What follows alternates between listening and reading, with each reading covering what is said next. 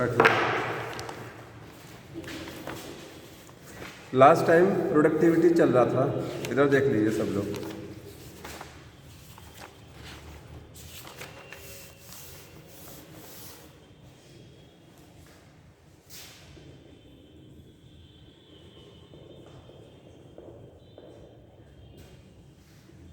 पूछना है सिर्फ किसी को?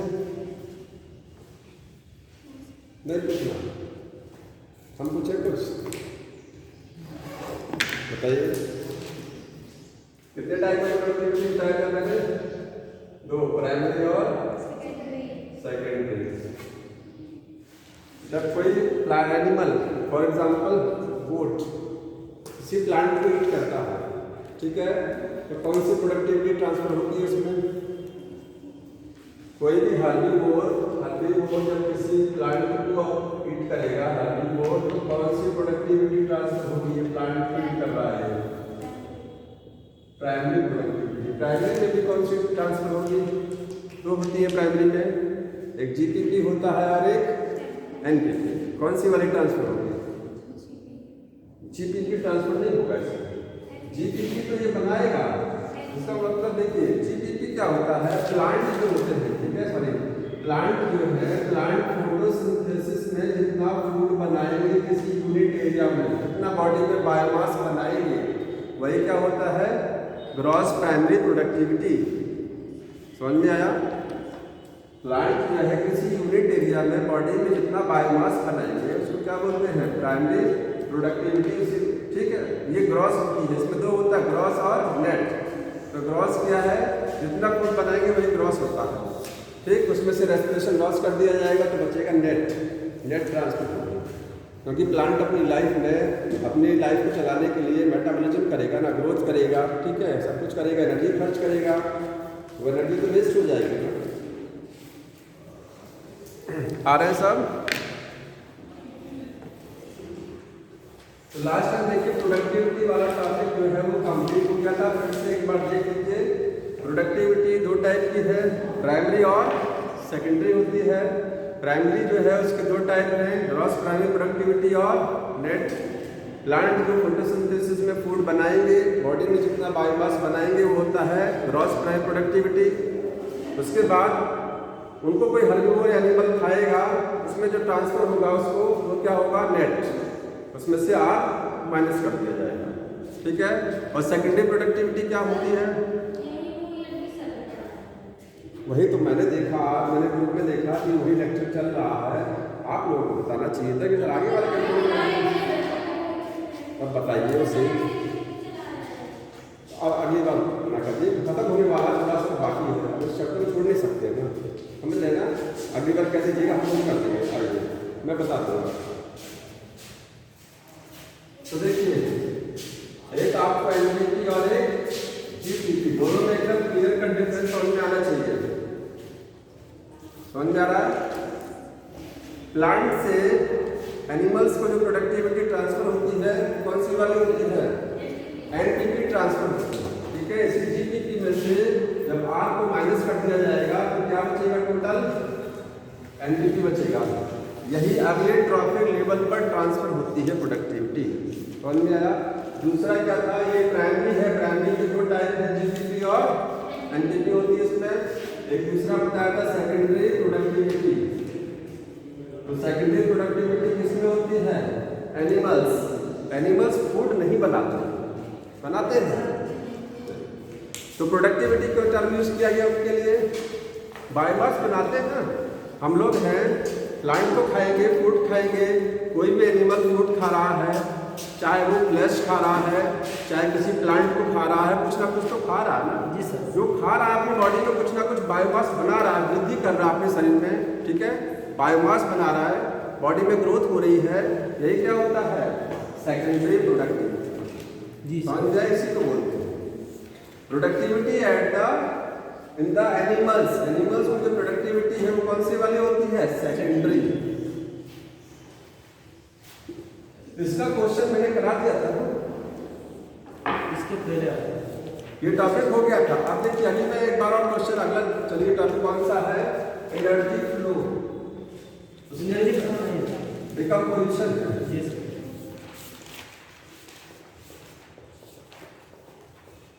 क्या होता है decomposition? Breakdown of complex organic matter into the simple forms. ठीक है, प्लांट है, एनिमल, जब वो डाई करते हैं, जब वो उनकी डेथ होती है, तो उनकी बॉडी में ऑर्गेनिक मैटर है कि नहीं है? हमारी बॉडी में ऑर्गेनिक भी और इनऑर्गेनिक भी। ठीक है, प्लांट की बॉडी में भी है, जितने भी लिविंग सिस्टम है सभी की बॉडी में ऑर्गेनिक भी है और इनऑर्गेनिक। अगर कहा जाए क्या चीज़ ज़्यादा है, ऑर्गेनिक ज़्यादा है कि इनऑर्गेनिक ज़्यादा है? लिविंग सिस्टम में ऑर्गेनिक ज़्यादा होता है। ऑर्गेनिक का सेंस क्या हुआ? प्रोटीन, कार्बोहाइड्रेट, फैट, लिपिड्स, ये सब क्या है? Organic matter. ठीक है, तो ऑर्गेनिक मैटर जो होता है वो जब किसी प्लांट एनिमल जब डाई करते हैं, मरते हैं, तो ऑर्गेनिक मैटर जो होता है वो क्या हो जाता है? डिकम्पोज होता है, सड़ता है। ठीक है, और वो सिंपल फॉर्म में कन्वर्ट होता है। जैसे हम खाना खाते हैं तो हमारी बॉडी में जब डाइजेशन होता है, तो डाइजेशन की यही चीज़ होती है ना, फूड डाइजेस्ट होता है। ठीक है, तो डिकम्पोजिशन का मतलब होता है breakdown of complex organic matter into the simple forms. Simple form का मतलब क्या हुआ? एकदम सबसे छोटा फॉर्म इनऑर्गेनिक, उसमें कन्वर्ट करना। ठीक है, किसके द्वारा होगा ये? डिकम्पोजर्स के द्वारा। किसके द्वारा होगा? डिकम्पोजर्स। ठीक है, ये है ब्रेकडाउन होता है, इसमें ब्रेकडाउन इसका होगा कॉम्प्लेक्स ऑर्गेनिक मैटर का।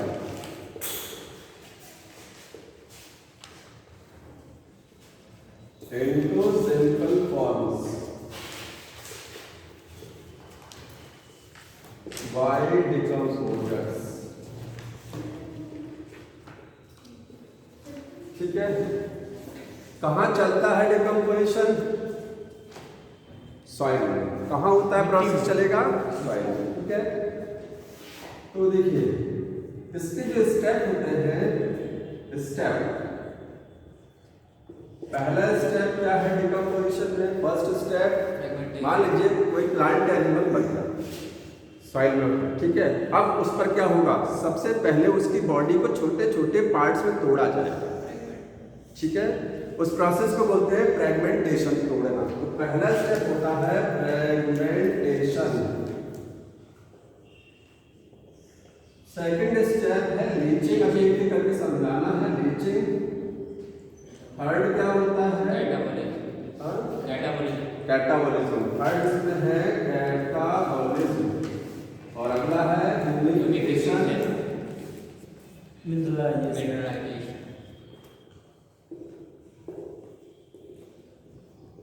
क्वेश्चन ये आता है कि सारे स्टेप एक एक वन बाय वन नहीं चलता है, सीक्वेंस में नहीं चलेगा, एक साथ चलेगा। समझ में आ रहा? ऐसा नहीं होता है कि फ्रेगमेंटेशन चल रहा है, हालांकि सबसे पहला स्टेप तो फ्रेगमेंटेशन होगा। ऐसा नहीं होता कि सबसे पहले ह्यूमिडिफिकेशन नहीं स्टार्ट हो जाएगा, पहले यही होगा। लेकिन ये फ्रेगमेंटेशन चल रहा, पूरा नहीं हुआ है, लीचिंग चल रही, स्टार्ट हो रही, तो खत्म नहीं हुआ, ये खत्म नहीं होता, दूसरा प्रोसेस चालू है। तो आप बोलते हैं कि सारे प्रोसेस साइमल्टेनियसली चलते हैं। एक वर्ड होता है सक्सेसिवली। सक्सेसिवली का मतलब होता है वन बाय वन, एक खत्म हुआ दूसरा स्टार्ट हुआ। साइमल्टेनियसली का मतलब एक साथ। नोट कर लीजिएगा, और क्या है? All operates simultaneously. अगर इसमें भी पूछा जाए, सारे स्टेप साइमल्टेनियसली ठीक है, लेकिन बुक ने कुछ चीजें और लिखी है कि इनमें से 3 स्टेप एक साथ चल रहे हैं, ये वाला। ठीक है, ये 3 ऊपर वाले जो है ये साइमल्टेनियसली है। अगर क्वेश्चन आता है तो साइमल्टेनियसली तो सब है, लेकिन मेन कौन सा इसमें है? ये वाला। ठीक है, अब फ्रेगमेंटेशन क्या होता है इसको समझना है। फ्रेगमेंटेशन, इसके भी पहले एक वर्ड होता है डेट्राइटस का होता है। ठीक है, डेट्राइटस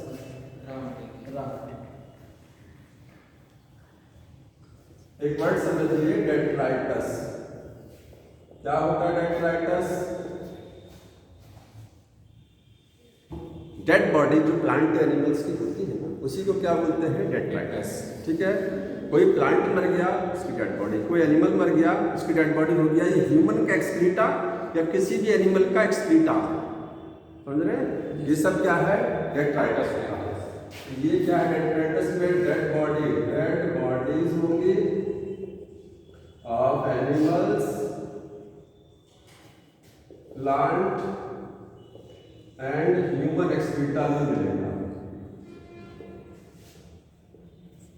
लिविंग होता है डेट्राइटिस की नॉन लिविंग? नॉन लिविंग, ठीक है, ये सब नॉन लिविंग। अब एक वर्ड इसमें मिलेगा आपको डेट्राइटिवोर्स। डेट्राइटिवोर्स, डेट्राइटिवोर्स क्या होते हैं? जब डिकम्पोजिशन स्टार्ट होता है सबसे पहला स्टेप क्या होता है उसमें? फ्रेगमेंटेशन। कोई डेड बॉडी है प्लांट एनिमल की, कुछ दिन बाद देखते हैं वो धीरे धीरे गायब हो जाती है। कैसे गायब हुआ? ये पांचों स्टेप की वजह से। समझ में आ रहा है? धीरे धीरे सड़ते सड़ते वो गायब हो जाएगी। तो सबसे पहले जो फ्रेगमेंटेशन पहला स्टेप चलता है वो किसकी वजह से चलता है? डेट्राइटिवोर्स की वजह से। सबसे पहले कौन अटैक करेगा उस पर? सबसे पहले डेड बॉडी पर कौन अटैक करता है? डेट्राइटिवोर्स अटैक करता है। समझ में आया? पहले माइक्रोब अटैक नहीं करते हैं। माइक्रोब डेट्राइटिवोर्स क्या करते हैं? उस बॉडी को छोटा छोटा तोड़ते हैं, स्मॉल पार्ट में तोड़ेंगे। इसके बाद तब आएगा बैक्टीरिया और फंगस आएगा, उसको डिकम्पोज करेगा। तो पहले डेट्राइटिवोर्स का काम होता है वो बॉडी को क्या करते हैं? फ्रेगमेंट करते हैं। तो डेट्राइटिवोर्स ये इनवर्टिब्रेट है कि वर्टिब्रेट्स? क्या हो सकते हैं? वर्टिब्रेट होंगे, इनवर्टिब्रेट ऑर्गेनिज्म होंगे। इनवर्टिब्रेट अर्थवर्म बुक में लिखा हुआ ना, फॉर एग्जांपल क्या अर्थवर्म, ठीक है, ये क्या है? इनवर्टिब्रेट्स होते हैं, इनवर्टिब्रेट्स एनिमल्स होते हैं। दैट डिग्रेड, दैट फ्रैगमेंट, जो क्या करते हैं? तोड़ते हैं। फ्रैगमेंट, डेट्राइटस, डेट्राइटस को तोड़ने का काम करते हैं, ठीक है। उनको क्या बोलते हैं? डेट्राइटिवोर्स। इसमें क्या क्या होगा? अर्थवर्म होगा और क्या होगा? और ये बताएंगे दूसरा एक और होता है टर्माइट। टर्माइट भी डेट्राइटिवोर है और अर्थवर्म भी होता है। समझ में आया? तो दूसरा एग्जाम्पल इसमें टर्माइट, दीमक, लकड़ी में लगता है जी सर, लकड़ी का। तो ये टर्माइट और अर्थवर्म क्या है? डेट्राइटिवोर्स हो गया। तो पहला स्टेप जो फ्रेगमेंटेशन होता है उसमें कौन इन्वॉल्व हो रहा है? डेट्राइटिवोर्स इन्वॉल्व हो रहे हैं, ठीक है। फ्रेगमेंटेशन में क्या होता है? डेट्राइटस जो होगा, डेट्राइटस, उसको क्या किया जाएगा? फ्रेगमेंट किया जाएगा, छोटा छोटा उसका टुकड़ा बनाया जाएगा और कुछ नहीं होगा। किसकी मदद से होगा ये? डेट्राइटिवोर्स की। इसमें दूसरा, अब जब उसके टुकड़े बन गए, छोटा हो गया, ठीक, दूसरा स्टेप कौन सा चलेगा? फर्स्ट स्टेप कंप्लीट हो गया, सेकंड स्टेप है लीचिंग। लीचिंग का मतलब जैसे यहां पर देखिए ये है अर्थ की सरफेस, इस पर कोई डेड बॉडी पड़ा है प्लांट एनिमल का। कोई जरूरी नहीं कि पूरी बॉडी हो सकती है। प्लांट से कोई लीफ गिर गया वो भी डेट्राइटस है। प्लांट पूरा प्लांट डाई कर गया वो भी डेट्राइटस है, ठीक है। कोई भी कचरा हुआ वो सब क्या है? डेट्राइटस में आएगा, सब नॉलेज। तो यहाँ पर कुछ डेट्राइटस है, इस पर सबसे पहले इसका क्या हुआ? फ्रेगमेंटेशन हुआ। फ्रेगमेंटेशन में केवल इसके छोटे छोटे टुकड़े बन गए और कुछ नहीं हुआ है, ठीक है। अब सेकंड स्टेप होगा लीचिंग। लीचिंग में क्या होता है? जब बारिश होती है तो बारिश में इसमें जो इनऑर्गेनिक, क्योंकि इस बॉडी में दो चीजें हैं, डेट्राइटस जो डेड बॉडी होती है उसमें ऑर्गेनिक भी और इनऑर्गेनिक भी। ऑर्गेनिक ज़्यादा है तो ऑर्गेनिक तो मूव नहीं करेगा नीचे, ठीक है, लेकिन इनऑर्गेनिक जितने भी रहेंगे वो वाटर के रास्ते क्या होंगे? मूव करके नीचे चले जाएंगे। कहाँ पर? अर्थ में नीचे। जैसे मान लीजिए बगल में कोई प्लांट यहाँ लगा हुआ है, इसकी रूट है, जितने भी इनऑर्गेनिक एलिमेंट या वाटर में सॉल्युबल जितनी भी चीजें हैं, वाटर सॉल्युबल जितना भी कॉम्पोनेंट है इसमें, वो वाटर के साथ परकोलेट कर जाएगा, डाउन द अर्थ मूव कर जाएगा और प्लांट के लिए अनअवेलेबल हो जाएगा। अनअवेलेबल समझ रहे हैं? क्योंकि प्लांट जो न्यूट्रिएंट लेता है सॉइल से वो कहाँ से लेता है? टॉप लेयर से। भाई रूट जो होती है प्लांट की बहुत ज़्यादा डीप तो जाती नहीं है, अर्थ में बहुत ज़्यादा डीप तो जाती नहीं है, ठीक है। तो जहाँ तक रूट जाएगी उसके भी नीचे क्या होगा? वो एलिमेंट्स चले जाएंगे नीचे, मूव करके रीच कर जाएंगे और प्लांट के लिए वो अनअवेलेबल हो जाएगा। इसी प्रोसेस को क्या बोलते हैं? लीचिंग। समझ में आ रहा है? तो लीचिंग में क्या होगा? वाटर सॉल्युबल जो कंपोनेंट है इसका, ठीक है, मूव डाउन टू अर्थ और प्लांट के लिए अनअवेलेबल हो जाएगा। अगर पूछा जाए कि कौन सा स्पेस अनअवेलेबल, ब्लीचिंग के द्वारा एलिमेंट्स प्लांट के लिए क्या हो जाते हैं, अनअवेलेबल। समझ में आ रहा है? तीसरा स्टेप, अभी तक माइक्रोब का कभी रोल नहीं आया है, समझ रहे ना, माइक्रोब का भी रोल नहीं, अब माइक्रोब का रोल आएगा। अगला स्टेप होता है कैटाबॉलिज्म। तो कैटाबॉलिज्म में क्या हुआ, फिर से देखिए, डेड बॉडी थी, डेड बॉडी में वो एलिमेंट जो वाटर में सॉल्युबल थे वो नीचे चले गए। अब जो बचा हुआ है इसमें ऑर्गेनिक है, क्या है इसमें, ऑर्गेनिक है, ठीक है। इस ऑर्गेनिक को कन्वर्ट किसमें करना है, किसमें कन्वर्ट कर, इनऑर्गेनिक में। इस अर्थ पर जो भी आया है वो चला गया, ठीक है। तो जो भी चीजें हैं डेट्राइटस, वो उसमें ऑर्गेनिक, वो सारा ऑर्गेनिक इनऑर्गेनिक में कन्वर्ट होगा एलिमेंट में। फिर वो एलिमेंट क्या करेंगे, प्लांट में मूव कर देंगे, क्योंकि प्लांट न्यूट्रिशन कहाँ से लेता है, सॉइल से। जितनी भी ऑर्गेनिक चीजें हैं इसमें वो सब इनऑर्गेनिक में कन्वर्ट होंगी धीरे धीरे। तो अब प्रोसेस स्टार्ट हो रहा है कैटाबॉलिज्म। कैटाबॉलिज्म क्या होता है, जो ऑर्गेनिक मैटर यहाँ पर है तो ठीक है, वो इनऑर्गेनिक में धीरे धीरे कन्वर्ट हो रहा है। याद रखिए, एक साथ नहीं होता कभी, ये धीरे धीरे स्लोली डिकम्पोज होगा। ऑर्गेनिक मैटर स्लोली क्या होगा, डिकम्पोज होगा। किसकी मदद से होगा, माइक्रोब। कौन माइक्रोब होंगे, बैक्टीरिया और फंजाई, ठीक है। यहाँ पर ऑर्गेनिक मैटर क्या होगा, डिकम्पोज होगा, ठीक है। किसमें होगा, इनऑर्गेनिक में, स्लोली धीरे धीरे, ठीक है, बाय माइक्रोब्स। माइक्रोब्स में इसमें बैक्टीरिया रहेंगे और फंजाई। इंक ले आइए थोड़ा सा, हम खत्म हो गए, इसी मार्कर पे चलते हैं, पत्थर ही कोई भी। तो कैटाबॉलिज्म में ध्यान रखना है, बैक्टीरिया और फंजाई से होगा। बैक्टीरिया जानते हैं पैरासिटिक भी होते हैं और सैप्रोफाइट भी होते हैं। फंजाई क्या होती है, पैरासिटिक भी और सैप्रोफिटिक दोनों। कौन जाए, ज्यादातर बैक्टीरिया क्या होते हैं, मोस्ट बैक्टीरिया आर पैरासिटिक और saprophytic, saprophyte. Most fungi are parasitic, ठीक है। पैरासिटिक बैक्टीरिया कम है, सैप्रोफाइट बैक्टीरिया ज्यादा होते हैं, डिकम्पोजर्स ज्यादा होते हैं। समझ में आ रहा? तो कैटाबॉलिज्म हो गया। अगला फोर्थ स्टेप क्या है, ह्यूमिफिकेशन। अब इस ऑर्गेनिक मैटर में से डिकम्पोज हुआ, इसमें से क्या हुआ, जितने भी ऑर्गेनिक से इनऑर्गेनिक बन गया, ऑर्गेनिक से क्या बन गया, इनऑर्गेनिक, सॉइल में मिल गया, ठीक है। अब जो ऑर्गेनिक मैटर बचा हुआ है वो क्या होगा, ह्यूमस में कन्वर्ट होगा। ह्यूमिफिकेशन का मतलब होता है ह्यूमस का बनना, ठीक है। इसको क्या बोलते हैं, फॉर्मेशन ऑफ ह्यूमस। ये है फॉर्मेशन ऑफ ह्यूमस, ठीक है। अब ह्यूमस के बारे में थोड़ा सा जान लीजिए, क्वेश्चन आता है ह्यूमस क्या है। तो ह्यूमस भी पार्शली डिकम्पोज्ड ऑर्गेनिक मैटर है। अभी ये फुल्ली डिकम्पोज नहीं हुआ है, ठीक है। अभी भी जो चल रहा है ये ऑर्गेनिक मैटर ही है ऊपर ना, इनऑर्गेनिक तो कन्वर्ट हो गया, धीरे नीचे आ गया, लेकिन जो अर्थ की सरफेस पर जो पड़ा है बॉडी, उसमें क्या है, ऑर्गेनिक है। तो वो धीरे धीरे ऑर्गेनिक इनऑर्गेनिक में कन्वर्ट हो रहा है। तो ये भी क्या है, ह्यूमस क्या है, इसमें भी ऑर्गेनिक मैटर होता है।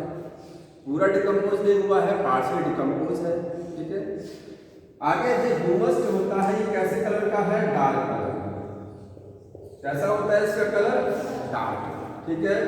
कोलाइडल होता है, कोलॉइडल हमने लिखा है, it is colloidal in nature. Solid नहीं है, लिक्विड नहीं है, सेमी सॉलिड है, ठीक है। कोलॉइडल नेचर का होता है। And reservoir of nutrient, reservoir of nutrient. याद रखिए, न्यूट्रिएंट का सबसे अच्छा रिजर्वॉयर क्या होता है, ह्यूमस। बहुत ज्यादा अमाउंट में इसमें क्या होते हैं, न्यूट्रिएंट होते हैं, ठीक है। एक चीज और, ह्यूमस का डिकम्पोजिशन बहुत स्लो होता है। अब ये ह्यूमस जो है डिकम्पोज करेगा, क्योंकि अभी ऑर्गेनिक मैटर पूरा खत्म नहीं हुआ है बाकी, ठीक है। तो इसका डिकम्पोजिशन बहुत स्लो होता है, समझ लें, क्योंकि हाईली रेजिस्टेंट होता है माइक्रोबियल एक्शन।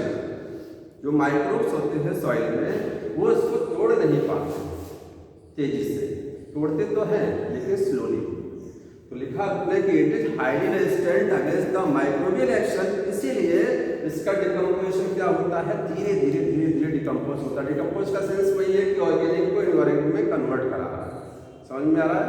यहाँ एक तो पॉइंट और लिख लीजिएगा कि ये डिकम्पोजिशन क्या होता है, इसका डिकम्पोजिशन रेट जो होता है इसका बहुत स्लो होता है। क्यों होता है? क्योंकि highly resistant against the microbial action. ठीक है, हाईली रेजिस्टेंट होता है। एक भर दिए हैं।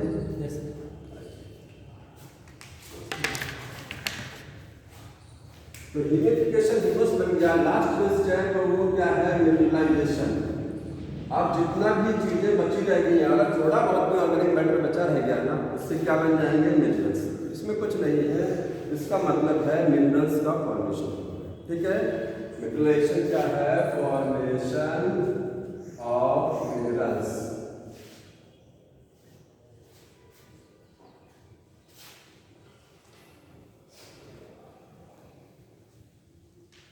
तो ये हो गया डिकम्पोजिशन। अब एक टॉपिक इसमें छोटा सा है कि डिकम्पोजिशन के रेट को कौन कौन से फैक्टर अफेक्ट करते हैं। कि डिकम्पोजिशन सॉइल में हो रहा है, फास्ट होगा कि स्लो होगा, स्लो। कौन कौन से कारक इसको निर्धारित करेंगे कि डिकम्पोजिशन रेट फास्ट हो रहा है कि स्लो। ठीक है, तो टॉपिक है factors affecting rate of decomposition.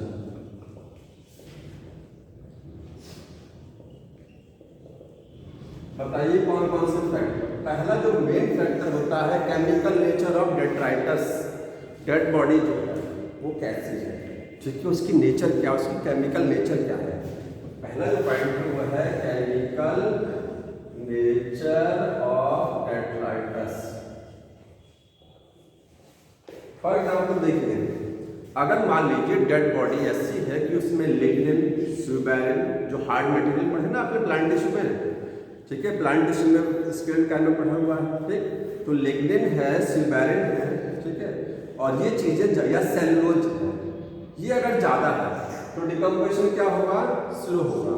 और अगर मान लीजिए शुगर्स हैं, ठीक, शुगर कार्बोहाइड्रेट जिसको आप बोलते हैं, कार्बोहाइड्रेट में सेलुलोज भी आता है और शुगर सब कुछ है। तो अगर शुगर है तो क्या होगा, फास्ट। तो केमिकल नेचर कैसी है, केमिकल नेचर का मतलब होता है कि वाटर सॉल्युबल है, वाटर इनसॉल्युबल। जो चीजें वाटर क्या होती हैं, इनसॉल्युबल होती हैं।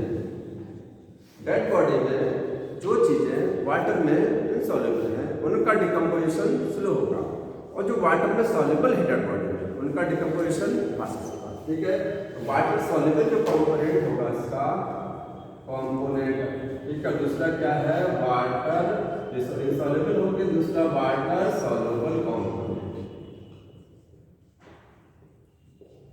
इनसॉल्युबल का सेंस ये है कि अगर लिग्निन ज्यादा है, स्यूबेरिन ज्यादा है, ठीक है, सेलुलोज है, तो डिकम्पोजिशन क्या होगा, स्लो होगा। डिकम्पोजिशन स्लो होगा। अगर ये ज्यादा है तो डिकम्पोजिशन स्लो होता है, क्योंकि इनको डिग्रेड करने में टाइम लगता है और टाइम खर्च होता है। ठीक है, और वाटर सॉल्युबल कंपोनेंट में मान लीजिए नाइट्रोजन कंटेनिंग कंपाउंड है, जल्दी नाइट्रोजन फिक्स कंटेनिंग कंपाउंड्स हो गए, ठीक है, या फिर हो गया वाटर सॉल्युबल में शुगर्स हो गया। शुगर क्या है, वो कार्बोहाइड्रेट है। कार्बोहाइड्रेट जानते हैं, चीनी पानी में बड़ी आसानी से मिल जाती है, होता है ना, फास्ट होगा। ठीक, यहाँ होगा डिकम्पोजिशन फास्ट।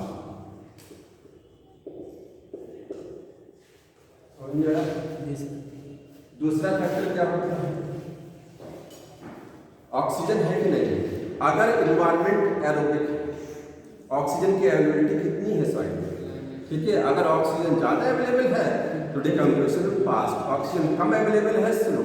ठीक है, क्योंकि ऑक्सीजन रहेगा तो जो माइक्रोब है, जो बैक्टीरिया है, हालांकि बैक्टीरिया दो प्रकार के होते हैं, एरोबिक और एरोबिक। एरोबिक की संख्या ज्यादा है, ठीक है, जो डिकम्पोजिशन वही कराएंगे ना फास्ट।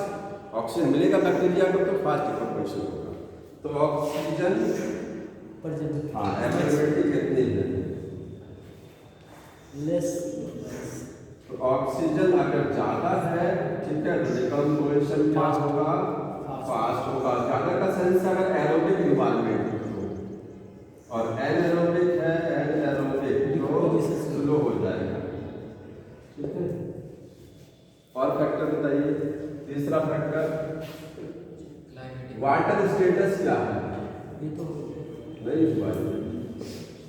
सॉइल में वाटर कितना है? अगर सॉइल में पानी कम है तो डिकम्पोजिशन शुरू होगा, ठीक है। वाटर होना चाहिए, क्योंकि वाटर की वजह से क्या है, एंजाइम काम करते हैं। जो बैक्टीरिया काम करते हैं ना, डेड बॉडी में जो बैक्टीरिया सड़ाते हैं तो बैक्टीरिया एंजाइम रिलीज कराते हैं, ठीक है। तो वाटर कंटेंट अगर इसमें ज़्यादा है सॉइल में तो डिकम्पोजिशन फास्ट होगा, ठीक है। वाटर अगर क्या है, मोर है, तो डिकम्पोजिशन फास्ट होगा।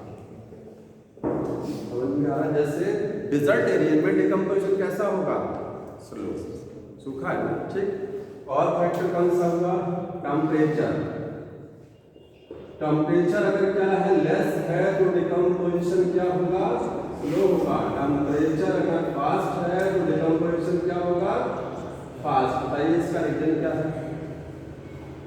लेकिन फास्ट का सेंस ये टेम्परेचर का मतलब ऑप्टिमम टेम्परेचर होना चाहिए। बहुत कम टेम्परेचर पर डिकम्पोजिशन स्लो हो जाता है, बहुत ज़्यादा पर भी स्लो हो जाता है। एक मॉडरेट टेम्परेचर होना चाहिए, इसको बोलते हैं ऑप्टिमम। 30 से 40 डिग्री वाला टेम्परेचर उतना होना चाहिए, बहुत कम का नहीं। क्योंकि अगर टेम्परेचर बहुत स्लो हो जाएगा तो एंजाइम काम नहीं करते, सड़ेगा गलेगा नहीं, सड़ेगा ही नहीं। फ्रिज में खाना खराब नहीं होता ना, क्यों नहीं खराब होता है? क्योंकि बैक्टीरिया जो है उसमें खाने में रहते ही है, जी नहीं पाते, वो जो है सर्वाइव नहीं करते और एंजाइम बनाएंगे तो काम नहीं करेगा।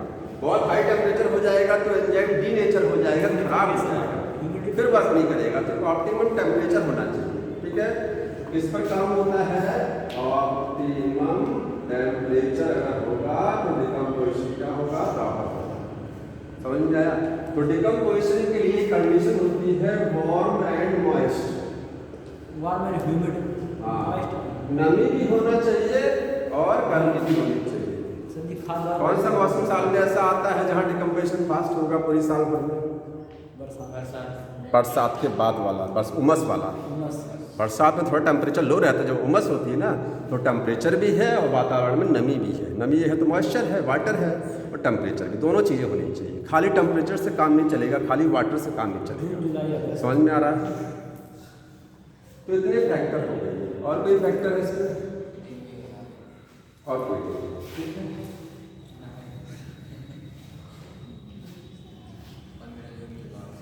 15 जून के बाद से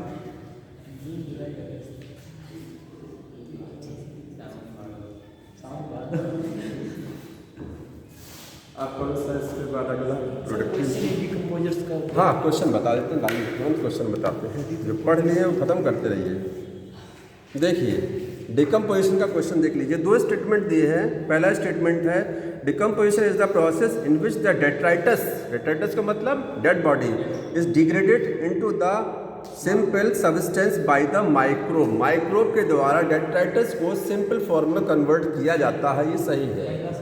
एक्चुअली माइक्रोब लिखा है लेकिन इसने अर्थफॉर्म नहीं लिखा है। कोई बात नहीं है, लिखा तो माइक्रोब ना, ज़्यादातर तो माइक्रोब का ही रोल है, ठीक है। दूसरा स्टेटमेंट है decomposition is fast if the detritus is rich in the lignin and suberin. ये गलत है। अगर डेड बॉडी में लिग्निन और स्यूबेरिन ज़्यादा होगा तो डिकम्पोजिशन फास्ट होगा। ये रॉन्ग। समझ में आ गया? पहला सही, दूसरा गलत। Detritivores break down detritus into the simple particles. This process is known as, detritivores detritus को सिंपल पार्ट्स में तोड़ देते हैं, छोटा छोटा बना देते हैं। इस प्रोसेस को फ्रेगमेंटेशन बोलते हैं। फर्स्ट स्टेप है, समझ में आ रहा है? तो पहला स्टेप है इसमें फ्रेगमेंटेशन। अगला क्वेश्चन है which one of the following process during the decomposition is correctly describe. Decomposition के दौरान कौन सा प्रोसेस सही है? पहला ऑप्शन सुन लीजिए, catabolism is the last step in the decomposition under the fully anaerobic condition. बताइए, कैटाबोलिज्म एनारोबिक कंडीशन में नहीं होती है ना, ठीक है। पहले तो बोला कि ये लास्ट स्टेप, ये गलत है, और दूसरा उसने आगे बोला कि वो एनारोबिक कंडीशन में होती है, तो एरोबिक कंडीशन में होती है कैटाबोलिज्म, ध्यान रखना है। लीचिंग बोल रहा है water soluble inorganic nutrients rise to top layer of soil. Leaching में वाटर में सॉल्युबल जो इनऑर्गेनिक एलिमेंट्स होते हैं वो सॉइल में ऊपर की तरफ चले जाते हैं, तो वाटर सॉल्युबल इनऑर्गेनिक नीचे की तरफ जाते हैं। ये रॉन्ग हो गया। Fragmentation carried out by the organism such as the earthworm. ये सही है। अगला इसमें humification leads to the accumulation of dark colored substance humus which undergo microbial action at very fast rate। Line शुरुआत में तो सही है, लास्ट में इसने फास्ट लिख दिया, ये गलत कर दिया। ठीक है, ऑप्शन तीसरा सही। अगला question, break down of detritus into the simple particles by the earthworm is known as, पता है इसका आंसर, फ्रेगमेंटेशन। 2 बार आया क्वेश्चन ये। अगला देखिए, the slow rate of decomposition to the fallen, क्या लिखा, टॉलिन, क्या लिखा इन्होंने, टॉलिन logs in the nature is due to their. बोल रहा है कि जो पेड़ का मान लीजिए तना है, कटा हुआ रखा है कहीं, ठीक है, वो लॉग, उसको क्या बोलते हैं, लॉक्स। तो बोल रहा है कि slow rate of decomposition of the टॉलिन log, टॉलिन ये फॉलिन है, ठीक है, दीमक। हाँ, पेड़ का जो बोटा है इसको बोलते हैं हिंदी में, वो कटा हुआ रखा है कहीं पर, ठीक है। बोल रहा है कि इसमें डिकम्पोजिशन स्लो होता है ड्यू टू, किसकी वजह से होता है स्लो, ठीक है, स्लो क्यों हो रहा है। तो रीज़न पहला इसमें लिख रहा है एनारोबिक इन्वायरमेंट अराउंड देम, उसके चारों तरफ एनारोबिक इन्वायरमेंट है, इस वजह से नहीं। सर जी आप ऑप्शन बोल, अरे मैं समझा, एक एक ऑप्शन को गलत समझा भी नहीं, क्यों गलत है, एनारोबिक कंडीशन नहीं है ना, कहीं लकड़ी का टुकड़ा रखा तो क्या हो, एनारोबिक कंडीशन है, नहीं है, ठीक है। दूसरा ऑप्शन है लो सेलुलोज कंटेंट, उसमें सेलुलोज कम है इसलिए डिकम्पोजिशन क्या हो रहा है, डिकम्पोजिशन स्लो हो रहा है। तो सेलुलोज जब होता है डिकम्पोजिशन स्लो होता है, लेकिन बोल रहा है कि सेलुलोज कम है इस वजह से डिकम्पोजिशन स्लो हो रहा है। सेलुलोज जब ज़्यादा होता है तब डिकम्पोजिशन स्लो होता है, तो ये लाइन सोचना ही नहीं, ये गलत हो गई, ठीक है। तीसरा है लो मॉइस्चर कंटेंट, वहाँ मॉइस्चर कम हो सकता है इसलिए डिकम्पोजिशन स्लो, ये सही हो सकता है, ये सही हो सकता है, मॉइस्चर एक रोल प्ले करता है, समझ में आया, मॉइस्चर कम है तो डिकम्पोजिशन स्लो होता नहीं। अगला है पुअर नाइट्रोजन कंटेंट, उसमें नाइट्रोजन का कंटेंट कम है इसलिए डिकम्पोजिशन स्लो हो रहा है, सी वाला सही होगा, क्योंकि नाइट्रोजन तो कोई बड़ा फैक्टर नहीं है, ठीक है, ये वाला सही है, moisture.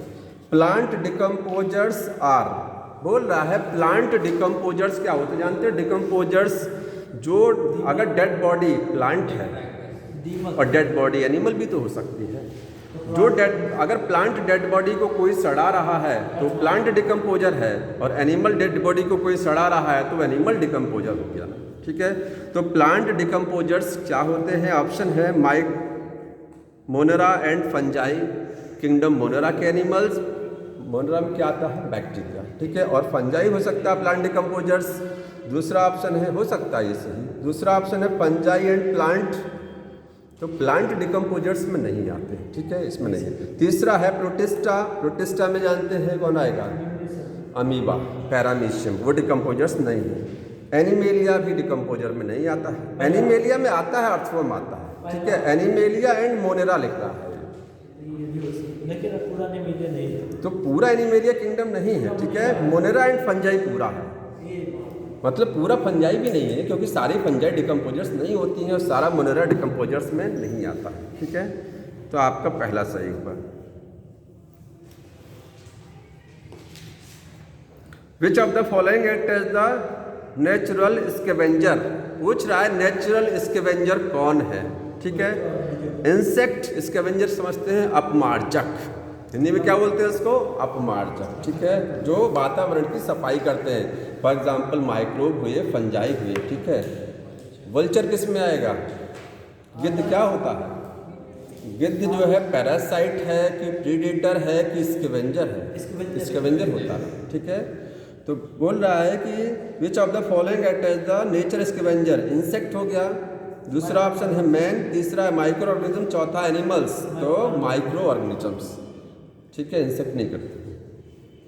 If we completely remove the decomposers from ecosystem its functioning will be affected, अगर इकोसिस्टम से हम हटा दें डिकम्पोजर्स तो क्या होगा, उसकी इकोसिस्टम का फंक्शनिंग डिस्टर्ब हो जाएगा, काम नहीं करेगा इकोसिस्टम, इकोसिस्टम डिस्टर्ब हो जाएगा। तो जाहिर सी बात है अगर डिकम्पोजर्स हट जाएंगे ना तो हमको खाने को नहीं मिलेगा, बताइए कैसे खाने को नहीं मिलेगा। अगर डिकम्पोजर्स हटा दिए जाए तो हमें को खाने को नहीं मिलेगा, बच्चे भी नहीं, सब सड़ेंगे ही नहीं। प्लांट कैसे खाना बनाएंगे ना, क्योंकि मिट्टी से न्यूट्रिएंट जो प्लांट लेते हैं, तो न्यूट्रिएंट कहाँ से आता है, जब कोई बॉडी सड़ती है तो सड़ने के बाद में वो ऑर्गेनिक इनऑर्गेनिक में कन्वर्ट होता है, मिट्टी में मिलता है, मिट्टी से हुई सॉइल, तो सॉइल में न्यूट्रिएंट पड़े रहते हैं, तो डिकम्पोजर्स ही क्या करते हैं, सॉइल में न्यूट्रिएंट के कंटेंट को बढ़ाते हैं। समझ में आ रहा है? डिकम्पोजर्स नहीं रहेंगे तो सॉइल की फर्टिलिटी बेकार हो जाएगी और प्लांट ग्रो नहीं करेगा। ठीक, तो पूछ रहा है कि अगर कंप्लीटली हटा दिया जाए तो क्या होगा। पहला ऑप्शन है mineral movement will be blocked, mineral का मूवमेंट ब्लॉक हो जाएगा। ये गलत है, क्योंकि मिनरल बचेगा ही नहीं तो मूव क्या करेगा। जब वो सॉइल में मूवमेंट का तो मतलब ये होता है कि सॉइल से मिनरल जो है प्लांट की बॉडी में मूव नहीं करेंगे। अरे सॉइल में ही नहीं रहेंगे ना, मूव तो दूर की बात है। ठीक है, सॉइल में कहाँ से आएगा। दूसरा है rate of decomposition will be very high, अगर डिकम्पोजर्स हटा दिए जाए तो डिकम्पोजिशन फास्ट हो जाएगा। तो उल्टी बात हो गई, है ही नहीं है, डिकम्पोजर्स ही नहीं है तो डिकम्पोजिशन कौन कराएगा, फास्ट कहाँ से होगा। तीसरा है energy flow will be blocked, ये सही। जानते हैं इस अर्थ पर एनर्जी का फ्लो कौन कराता है, फ्लो समझ रहे हैं ना। जैसे जो एक रूल है ना थर्मोडायनेमिक्स वाला, energy can not be created first law जो होता है वो यही तो है। एक फॉर्म से एनर्जी दूसरी फॉर्म में कन्वर्ट होती है। सन से एनर्जी आया, कहाँ आया, प्लांट में आया, प्लांट ने अपना फूड बना लिया, प्लांट को किसी एनिमल ने खाया, एनिमल में एनर्जी चली गई, कितना परसेंट गई, 10% जाती है। उस एनिमल को किसी बड़े ने खाया, उसमें गई, उसको किसी और ने खाया, तीसरे में गई। ठीक, इसके बाद सब मर गए, सब एक साथ तो नहीं मरेंगे। प्लांट मान लीजिए मर गया, एनिमल डाई कर गया, तो कोई भी डाई करता है तो जो उसमें एनर्जी है वो सीधे कहाँ चली जाती है, सॉइल में। ठीक है, और सॉइल में जाने के बाद डिकम्पोजर्स उसकी एनर्जी को, डेड बॉडी में एनर्जी होती कि नहीं होती है, डेड बॉडी में एनर्जी है ना कि नहीं है। प्लांट ने सन से एनर्जी लिया, फूड बनाया, वो प्लांट मर गया, डाई कर गया, उसकी एनर्जी कहाँ चली गई, डेड बॉडी में, डेड बॉडी हो गई। अब उस डेड बॉडी में जो एनर्जी है उसको बैक्टीरिया और फंजाई क्या करेंगे, उसको एनर्जी को रिलीज कराएंगे। ठीक है, और फिर वहाँ वातावरण में एनर्जी ट्रांसफर हो जाएगी। तो एनर्जी की रिसाइकलिंग कौन कराता है, डिकम्पोजर्स। लास्ट ऑप्शन दिया herbivore will not receive solar energy, ये गलत है। हार्बीवोर्स जो है वो सोलर एनर्जी को रिसीव नहीं करेंगे, तो ये गलत ये हो कि हार्बीवोर्स तो पहली बात सोलर एनर्जी को लेते ही नहीं है। लेते हैं क्या, काव जो है सोलर एनर्जी लेती है। हाँ, विटामिन डी बनाने के लिए एनिमल्स अपनी बॉडी में सोलर एनर्जी लेते हैं, वो ठीक है, उतना तक ठीक है।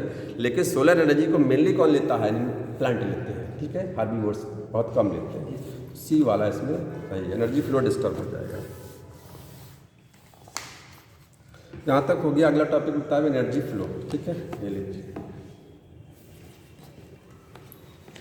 देखिए नेक्स्ट जो टॉपिक है वो है एनर्जी फ्लो। एनर्जी का जो प्रवाह जिसको हिंदी में बोलते हैं। ठीक है, एनर्जी एक जगह से दूसरी जगह क्या होती रहती है, इधर देख लो, इधर देख लो जी, सामने देख लो। Energy can not be created not destroy, पता है जी सर। ठीक है, एनर्जी एक जगह से दूसरी जगह ट्रांसफर होती रहती है। सन ने एनर्जी दिया, प्लांट में आया, प्लांट से गया एनिमल्स ने, ठीक है, सब डाई करके एनर्जी वापस कहाँ, इन्वायरमेंट में ट्रांसफर हो गई, मिट्टी में मिल गई। ठीक है, या हम लोगों ने जो है एनिमल्स ने रेस्पिरेशन किया, उसमें एनर्जी वेस्ट कर दिया। तो एनर्जी जो होती है, देखिए यहाँ पर इंसिडेंट सोलर रेडिएशन, इसका मतलब समझते हैं, सन से जो एनर्जी आती है उसको क्या बोलते हैं, इंसिडेंट सोलर रेडिएशन। सन से जितनी भी एनर्जी आती है, कितनी एनर्जी आएगी, 100% आ रही है। सन तो कोई कमी करता नहीं एनर्जी देने में, 100% एनर्जी सन से आएगी अर्थ पर। ठीक है, उसी को बोलते हैं इंसिडेंट सोलर रेडिएशन। इसका जो होता है PAR, इस एनर्जी का लेस देन 50%, 50% से भी कम भाग, सन जितनी एनर्जी भेजता है उसका 50% से भी कम भाग प्लांट क्या करते हैं, फोटोसिंथेसिस में यूज करते हैं। उसी को बोलते हैं PAR, फोटोसिंथेटिक एक्टिव रेडिएशन। ऐसा क्यों होता है, देखिए, क्योंकि आपने पढ़ा है विजुअल स्पेक्ट्रम, विजुअल पढ़े ना, पढ़े ना विजुअल, ये कौन सा है, विजुअल स्पेक्ट्रम होता है ना। कितने से स्टार्ट होता है, 380 नैनोमीटर से 760 नैनोमीटर तक की जो वेवलेंथ होती है, इसी को विजुअल बोलते हैं। ठीक, ये विजुअल स्पेक्ट्रम है, प्लांट इसी को यूज करता है। इसके पहले जो रेडिएशन होगा, ठीक है, और इसके बाद वाला रेडिएशन, बाद वाला होता है ना, इंफ्रारेड वेवलेंथ होती है जो 760 नैनोमीटर से ऊपर की जो वेवलेंथ सन से आती है, उसको क्या बोलते हैं, इंफ्रारेड। इससे भी नीचे की वेवलेंथ आती है। प्लांट केवल इसी को यूज करता है, इसी जो वेवलेंथ को क्या बोलते हैं, PAR। मतलब जितना भी सोलर, जिस वेवलेंथ की लाइट सन से आ रही है, सन से अलग अलग वेवलेंथ की लाइट आती है, बहुत कम वेवलेंथ भी आती है और ज़्यादा भी आती है। प्लांट उसमें से एक हिस्सा लेते हैं, बस हिस्से को क्या बोलते हैं, PAR। ठीक है, फोटोसिंथेटिक एक्टिव रेडिएशन। फोटोसिंथेसिस में कौन सा पार्ट जो है ये रेडिएशन का यूज कर रहे हैं, ठीक है, कौन सा पार्ट एक्टिव है, रेडिएशन का कौन सा हिस्सा फोटोसिंथेसिस के लिए बना है, इसी को PAR बोलते हैं। समझ में आ रहा है? फुल फॉर्म इसकी लिख लीजिएगा, मैं यहाँ लिख दे रहा हूँ। ये है फोटोसिंथेटिक एक्टिव रेडिएशन। तो इसकी जो होता है ये 50% से भी कम है, 50% से भी कम सोलर रेडिएशन को प्लांट यूटिलाइज करते हैं। ठीक है, समझ में? अब ये PAR जो है, इसमें देखिए ये प्लांट ने क्या किया, यूज किया। ठीक, प्लांट इसको यूज करेगा, कितना परसेंट यूज करेगा, सब नहीं यूज करेगा, 10%।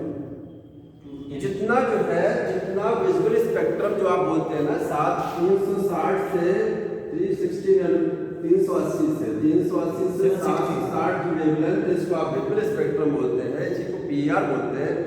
इसका 2 से लेकर के 10% जितनी जो है एनर्जी सन से आती है ना, प्लांट इसका 1 से लेकर के 5% यूज करते हैं, बस 1 से लेकर के 5% एनर्जी। समझ में आ रहा? बाकी एनर्जी हीट की फॉर्म में वेस्ट हो जाती है। तो 50% तो PAR हो गया, 100% सोलर रेडिएशन आया, उसके 50% से भी कम क्या हो गया, यूज करने वाला हिस्सा होगा, जिसको प्लांट यूज कर सकता है, लेकिन उसको भी पूरा यूज नहीं कर पाता है। कितना यूज करता है, प्लांट 2 से लेकर के 10% क्या करेंगे, यूटिलाइज करेंगे बाय प्लांट। तो PAR का प्लांट कितना यूज करते हैं, 2 से 10%। और अगर IR का पूछा जाए, ISR का कितना परसेंट प्लांट यूज करेंगे बताइए?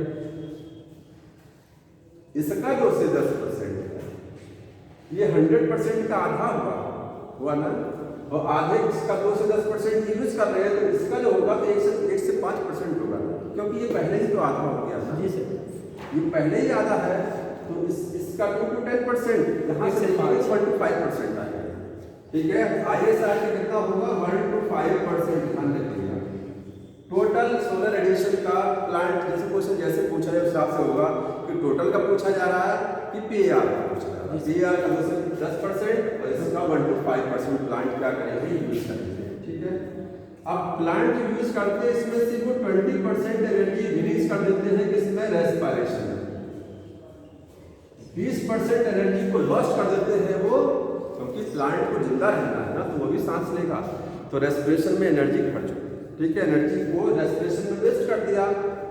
कितना एनर्जी बचा यहाँ पर, कितनी आई टोटल, ये GPP आया ना, GPP यहाँ हुआ, GPP कितना यूज किया, 2 से 10% GPP हुआ, 20% हटा दिया, तो 80% एनर्जी जो है, 80% इसका बता रहे हैं यहाँ से 80% जितनी एनर्जी इस समय है, इस समय इसके पास कितनी एनर्जी लिया सन से, यहाँ से लिया 2 से 10% PAR का लिया, या फिर आप डायरेक्ट सन से बात करेंगे तो 1 से 5% लिया।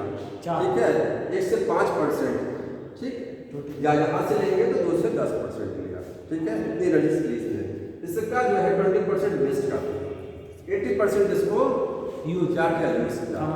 ठीक है, तो इसका 80% कितना हुआ, इसको देखिए, तो 0.4 से लेकर के कितना हुआ, 8%। ठीक है, यही क्या होता है, नेट प्राइमरी प्रोडक्टिविटी। 0.4 से 8% नेट प्राइमरी प्रोडक्टिविटी में एनर्जी यूज होती है, कहाँ से, PAR से अगर देखेंगे, और यहाँ से डायरेक्ट देखेंगे तो इसका आप निकालिए 80%, तो इसका 80% कितना हो गया, कितना हो गया। यहाँ पर अगर देखेंगे आप, नेट प्राइमरी प्रोडक्टिविटी मतलब प्लांट कितनी एनर्जी को आगे ट्रांसफर करने जा रहे हैं, जितनी एनर्जी उन्होंने सन से ली, कितनी एनर्जी ट्रांसफर करने जा रहे हैं आगे, इन्होंने इतना यूज किया 2 से 10%, यहाँ से, और यहाँ से देखेंगे तो 1 से 5% यूज किया। अगले ट्रॉफिक लेवल पर जो एनर्जी ट्रांसफर करेंगे ना, प्लांट को जो कोई भी खाएगा तो उसको कितनी एनर्जी जाएगी, कितनी जाएगी? 10 इसका तो इतना जा रहा है, कितना जाएगा? 0.8। अरे बात तो वही है, 80% इसका भी तो निकालना, इसका भी तो 80% निकालना, कितना हुआ? 4%। यही तो हुआ ना, परसेंट नहीं निकाल पाते, यही हुआ था। हाँ सही है ना? ये एनर्जी तो ये डायरेक्ट यहाँ से है और ये यहाँ से, इतना ध्यान रखना, ये एनटीपी होती है, ये वाली। ठीक, तो ये एनर्जी फ्लो में शुरुआत में कुछ चीजें बताई गई थी।